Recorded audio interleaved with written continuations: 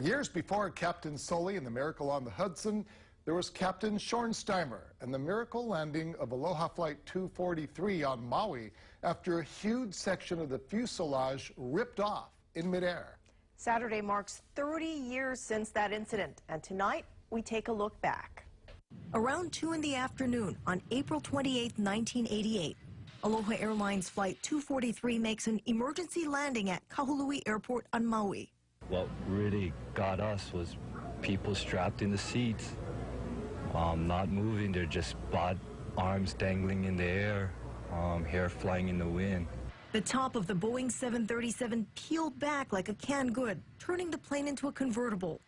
The plane had left Hilo and was heading to Honolulu when about 20 minutes into the flight, there was what sounded like an explosion. I thought this was it because I thought we lost the pilot and everything, because from my angle, I only saw sky.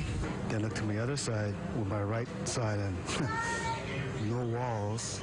I looked at my feet, and I noticed that right next to my feet was just an exposed area, and I could see the ocean below me. I was working in my seat in the back of the Aloha Airlines, and all of a sudden there was this loud noise.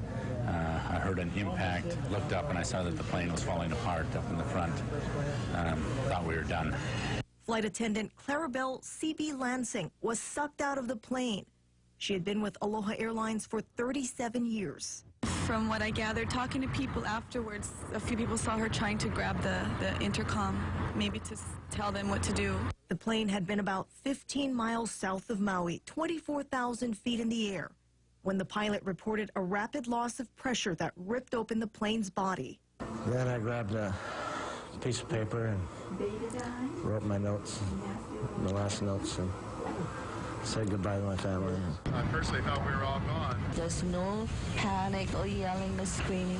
You know, people just put on their life vests and put our heads down. The plane landed at Kahului Airport about 10 minutes later. 60 people were taken to the hospital. Lansing's body was never recovered. The hearts of the entire Aloha Airlines family go out to those who were injured and to their families, and in particular to the families of Mrs. Lansing.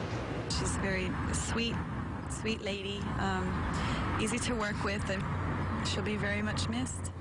It's a terrible thing. The other 4 crew members survived, as well as all of the 89 passengers, thanks to Captain Bob Schornsteimer and First Officer Mimi Tompkins. The way the plane was and the way he landed it was so perfect that if it's one mistake, the thing could have just broke right in half. Mostly skill and partly luck, a major disaster averted. Certainly a day people in Hawaii won't ever forget. As for the cause of that accident, the NTSB said the probable cause was the failure of Aloha Airlines' maintenance program to detect cracks in the fuselage. The cracks were caused by metal fatigue, which is a term that was recently brought up by the NTSB as part of a reason why a Southwest engine blade broke off earlier this month. It happened mid-flight, cracking a window open and causing a passenger to be partially sucked out. Others on the plane pulled her in, but she died from her injuries. Southwest promised a safety review of its fleet since that accident. Meanwhile, the company is still undergoing a federal review on whether its planes are able to safely fly to Hawaii from the mainland. We learned today that Southwest plans to fly to Lihue, Honolulu, Kahului, and Kona from a, quote, California gateway city, but still no mention of flying inter-island yet.